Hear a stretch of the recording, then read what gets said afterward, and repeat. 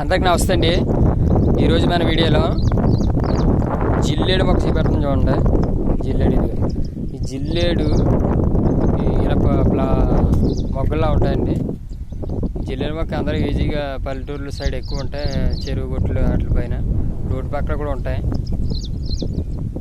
సాధారణంగా ఈ జోలికి ఎవరు వెళ్ళరు, ఎందుకంటే పాలు పడితే కళ్ళు డ్యామేజ్ అవుతాయని అందరికీ తెలుసు. అందుకని ఎవరు ఇల్లు జోలికి వెళ్ళరు. ఎక్కడున్నా అలా ఉన్నా వర్క్ చేసినప్పుడు కూడా దీన్ని సైడ్కి చేసి కొడతారు.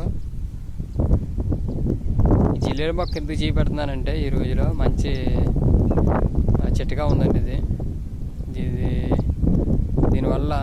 దీనివల్ల ఎంతో ప్రయోజనాలు ఉన్నాయండి. ఈ మొక్క వల్ల ఈ ఫ్లవర్స్ ఏమి కాకుండా ఓన్లీ ఈ రెమ్మలు తెచ్చుకోవాలి. ఈ రెమ్మల్ని మొదలకు నరకాలండి. ఈ రెమ్మల్ని బాగా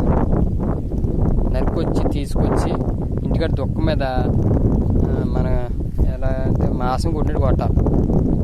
కత్తెర గట్ట పెట్టుకొని సేఫ్టీగా మాంసం కొట్టినట్టు కొట్టి అవి నిమ్మ మొక్క మొదలు తీసి కొంచెం దూరంగా ఈ పిండి వేసినట్టు వీటిని మొదలు వేసి కప్పెట్టాలి.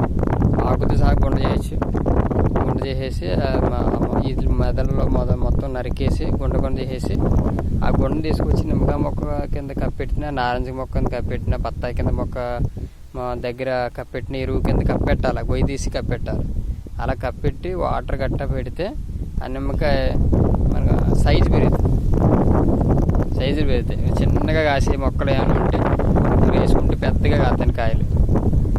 అది సంవత్సరం ట్రై చేసి ఈ ట్రిక్స్ ఎవరికి తెలియదు. చిన్న పెద్దలు కూడా అడిగాను, 2-3 తెలియలేదు. నేనే ఇంటికి మొక్కలు ఉంటే నిమ్మ మొక్క ఇంటికాడ ఉంటే వేసానంటే చాలా బాగా కాసింది సంవత్సరం.